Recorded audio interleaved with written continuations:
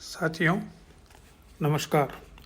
आज हम लोग बात करेंगे एक राजनीतिक विचारक फ्रेंच फैनन के बारे में। फ्रेंच फैनन एक black French West Indian psychiatrist और पॉलिटिकल फिलोसोफर था। उसका जन्म 1925 में हुआ और उसका देहांत 1961 में। उसका जन्म वेस्ट इंडीज के एक टापू पर हुआ था जो उस समय फ्रांस के अधीन था। आज भी वो फ्रांस के एक हिस्सा है और उसकी पढ़ाई लिखाई उसी टापू पर हुई। उसके पश्चात द्वितीय विश्व युद्ध में उसने फ्रांस की तरफ से युद्ध में हिस्सा लिया और द्वितीय विश्व युद्ध समाप्त होने के पश्चात वो पेरिस आया और मेडिसिन की अध्ययन किया। उस अध्ययन के दौरान पेरिस में उसके साथ जो अनुभव हुआ, उस अनुभव को साझा करते हुए उसने एक डेजर्टेशन लिखा था अपने मेडिसिन के अंदर।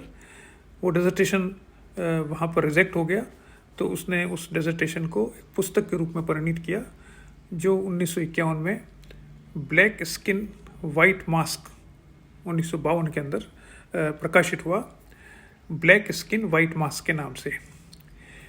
इस पुस्तक में उसने अपने अनुभव को जो लिखा है उसका मूल आधार है रेशियलिज्म, या जिसे हम कहते हैं जातिवाद या रंगभेद।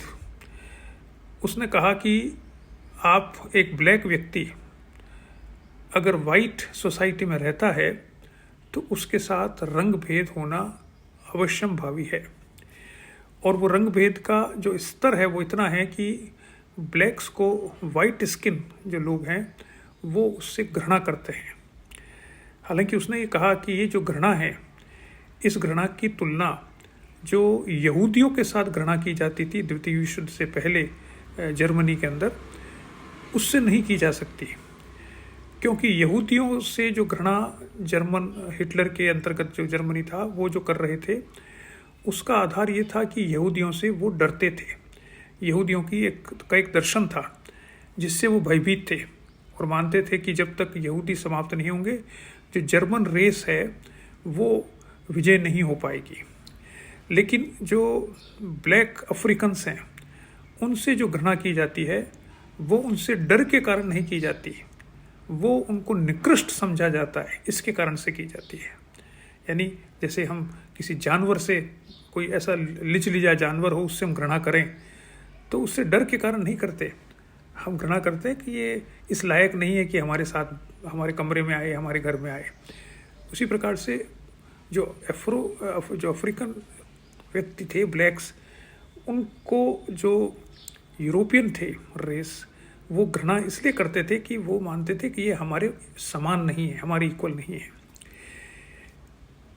इसको उसने बहुत ही विस्तार से और बहुत ही लिटरेरी तरीके से उसको उस पुस्तक में लिखा है और उसमें कहा है कि एक ब्लैक व्यक्ति चाहे कितना ही वाइट हो जाए, वाइट होने का अर्थ है कि वो उनकी वेशभूषा पहन ले, उनकी जैसी पढ़ाई कर ले, बल्कि उनकी भाषा भी उसी तरह से बोलने लग जाए जैसे कि वो बोलते हैं, उनका प्रोनाउंसिएशन भी वैसा हो जाए, लेकिन उसके बावजूद जो वाइट स्किन व्यक्ति है वो उसको कभी भी अपने समान स्वीकार नहीं करेगा, बल्कि उसको आश्चर्य से देखेगा कि काला व्यक्ति हमारी जैसी भाषा कैसे बोल रहा है और उससे और ज़्यादा घृणा करेगा। तो उसने कहा कि वाइट स्किन वाले, जो ब्लैक स्किन वाले लोग हैं, वो अपने को समान रखने के लिए समाज में कोशिश करते हैं कि वो वाइट की तरह बन जाए। यानी स्किन कलर को बदलने के अलावा वो सब कुछ करने को तैयार है और करने की कोशिश करते हैं। लेकिन फैनन का मानना था कि ये कोशिशें सफल नहीं हो सकती, क्योंकि जो घृणा का बीज है वो स्किन की कलर पर आधारित है, चमड़ी का रंग इस पर आधारित घृणा है और बाकी सब चीज़ें सेकेंडरी है। इसके पश्चात उसने और भी बहुत से छोटे मोटे किताबें वगैरह लिखी थी, लेकिन उसने फिर एक दूसरी किताब लिखी जो बहुत पॉपुलर हुई, लोकप्रिय हुई, जिसके कारण से उसको जाना जाता है, और वो उसने 1961 में, उसकी मृत्यु से कुछ समय पहले ही वो प्रकाशित हुई। वो पुस्तक थी the wretched of the earth, और इसमें जॉन पॉल सार्त्र ने उसका प्रीफेस लिखा है, और इसको जो पोस्ट कॉलोनियल थिंकर है होमी भाभा, उसने काफ़ी इसको प्रोपोगेट किया है इस पुस्तक को। इस पुस्तक में फ्रेंच फैनन एक नए रूप में सामने आता है, या हम कह सकते हैं कि जो उसने ब्लैक स्किन और वाइट मास्क में जो शुरुआत की थी उसका एक वृहद स्वरूप यहाँ पर सामने आता है। वो एक सिद्धांतकर्ता के रूप में सामने आता है।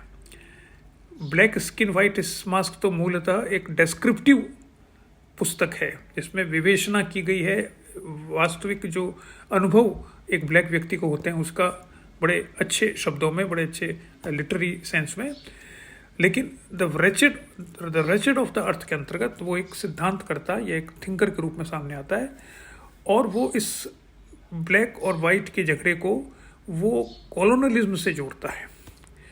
यानी वो कहता है कि जो उपनिवेशवाद है उसका विश्लेषण इसमें करता है, और साथ में जो डीकोलोनाइजेशन हो रहा है, उपनिवेशवाद समाप्त होने के बाद में जो नए राज्य सामने आए हैं, जो पहले उपनिवेशवाद के अंतर्गत थे, उपनिवेश थे, और अब जो मुक्त होकर स्वतंत्र हो गए हैं, और उसमें जो राष्ट्र निर्माण की प्रक्रिया चल रही है जिसे डीकोलोनाइजेशन हम कहते हैं, उसके बारे में उसने सिद्धांत को का स्वरूप देकर और एक सिद्धांत प्रस्तुत किया है। इसमें वो ये कहता है कि ये जो डीकोलोनाइजेशन का प्रोसेस है ये बड़ा विशेष प्रकार का है। पहली बात इसके संदर्भ में ये है कि इसमें हिंसा निहित है।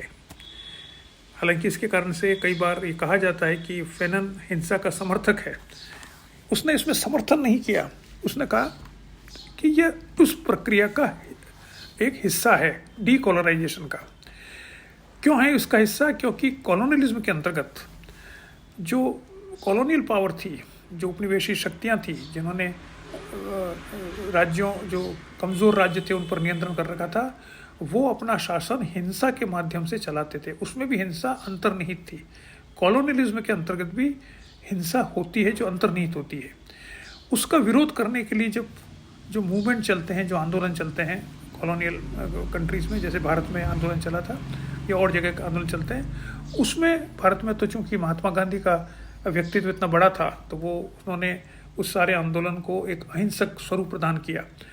अन्यथा अधिकतर जगह पर जो स्वरूप सामने आता है वो हिंसा का आता है। वो अंदर छुपी हुई हिंसा होती है, जो सब्जेक्ट्स होते हैं, जो गरीब होते हैं, जो नागरिक होते हैं, जो इस परेशानियों को देखते हैं, इसको झेलते हैं। तो वो हिंसा जब डीकोलोनाइजेशन होता है तब वो हिंसा मुखरित हो जाती है। और इसलिए अधिकतर जो क्रांतियाँ हुई है डीकोलोनाइजेशन प्रोसेस में, उसमें मिलिट्री ने इंटरवीन किया। आप अफ्रीकन देशों की अगर हम बात करें, लैटिन अमेरिकन देशों की बात करें, तो वहाँ पर हिंसा मुखरित होकर सामने आई है।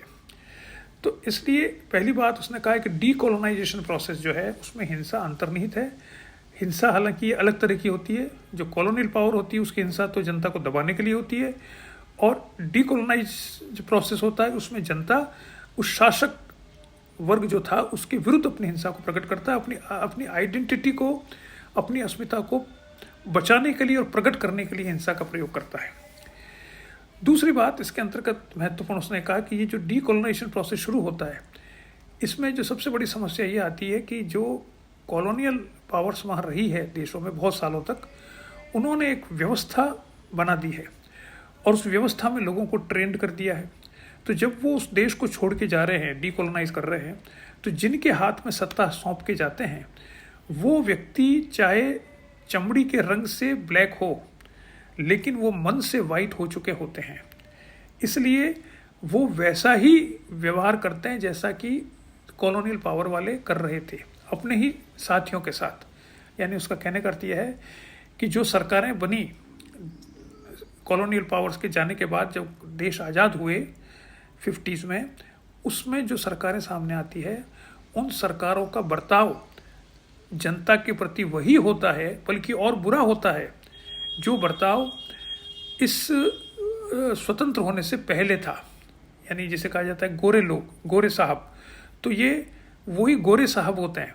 सिर्फ उनकी स्किन का कलर जो है वो ब्लैक होता है या गेहुआ होता है, लेकिन वो बिहेव वैसे ही करते हैं। और इसका सबसे बड़ा उदाहरण उसने दिया जैसे ब्यूरोक्रेसी है, जैसे मिलिट्री है। तो ब्यूरोक्रेसी, नौकरशाही और सेना वगैरह, पुलिस व्यवस्था, ये सब इस तरह से ट्रेंड होते हैं कि वो जनता को समझते हैं कि वो उनकी गुलाम है, और ये बात उसके अंतर्गत निहित हो जाती है। तो इससे लड़ना ज़्यादा महत्वपूर्ण है, ज़्यादा मुश्किल है बनिस्पत की कॉलोनियल पावर से लड़ना, क्योंकि ये हमारे ही लोग हैं और हमारे लोगों ने अपना अपना अंदर का मन बदल लिया है, ऊपर से उनकी जो स्किन है वो तो वैसे ही है। तो इस प्रकार से 2 पुस्तकें फैनन को एक अंतर्राष्ट्रीय ख्याति इससे प्राप्त हुई उसको, और 60 के दशक में ये बहुत लोकप्रिय हुआ, क्योंकि पूरे दुनिया में जो नए राज्य सामने आए थे 1950 के दशक में, वो 1960 के दशक में सांस्कृतिक क्रांति कर रहे थे या अपनी संस्कृति को पहचान रहे थे। उस समय इसकी पुस्तकें, इसके सिद्धांत बहुत लोकप्रिय हुए। इसने अपने सिद्धांतों में फिनोमेनोलॉजी को भी काम में का भी प्रभाव है, एग्जिस्टेंशियल अस्तित्ववाद का प्रभाव है। ये सार्त्र से बहुत ज़्यादा प्रभावित था और इसलिए सार्त्र ने इसकी पुस्तक का प्रीफेस भी लिखा है, और मार्क्सवाद से भी प्रभावित था। ये आज के संदर्भ में अगर हम देखें तो इसे एक पोस्ट कॉलोनियल थिंकर माना जाता है। पोस्ट कॉलोनियल यानी जिस थिंकर का सारा ध्यान कॉलोनियलिज्म पर आधारित हो। पोस्ट कॉलोनियल थिंकर वो होता है जो कि मानता है कि जो उपनिवेशवाद है, कॉलोनियलिज्म है, वो समाज को इतना प्रभावित करता है जहाँ पर कॉलोनियलिज्म था, कि समाज का सारी संरचनाएं, विचार, कार्यकलाप, व्यक्तियों का व्यवहार, ये सब परिवर्तित हो जाता है या अफेक्टेड होता है। इसलिए उनका अध्ययन करना बहुत ज़रूरी है। तो ये भी उसी में आता है जो मानता है कि कॉलोनियलिज्म का बहुत बड़ा प्रभाव उन समाजों पर पड़ा है जो समाज कॉलोनियलिज्म के अंतर्गत आ गए थे। तो 1960 के दशक में काफ़ी लोकप्रिय हुआ, बाद में इसकी लोकप्रियता कम हुई। लेकिन अभी 2020 में अमेरिका में जो ब्लैक लाइव्स मैटर, ये जो आंदोलन चला था, आप लोगों ने देखा होगा कि एक ब्लैक को एक वाइट पुलिस ऑफिसर ने घुटनों के नीचे दबाकर मार दिया था, उसका दम घुट गया था, जिससे वहाँ पर बड़ा आंदोलन चला, ब्लैक लाइव्स मैटर। उसके अंतर्गत वापस से इसका ये फ्रेंच फैनन वापस से उभर कर सामने आया। लोगों ने इसकी पुस्तकें पढ़ी और उसके आधार पर एक समूह बने। इसके आधार पर ब्लैक लाइव्स मैटर के रूप में ब्लैक्स का एक ऑर्गेनाइजेशन या संगठन स्वरूप और सामने आता है। तो इस प्रकार से हम कह सकते हैं कि फ्रेंच फैनन एक पोस्ट कॉलोनियल थिंकर है, जिसने बहुत अच्छे तरीके से न केवल कॉलोनियलिज्म के करैक्टर को बताया है, अपितु डीकोलोनाइजेशन का जो प्रक्रिया है उसको भी सही प्रकार से चित्रित करने का प्रयास किया है। धन्यवाद।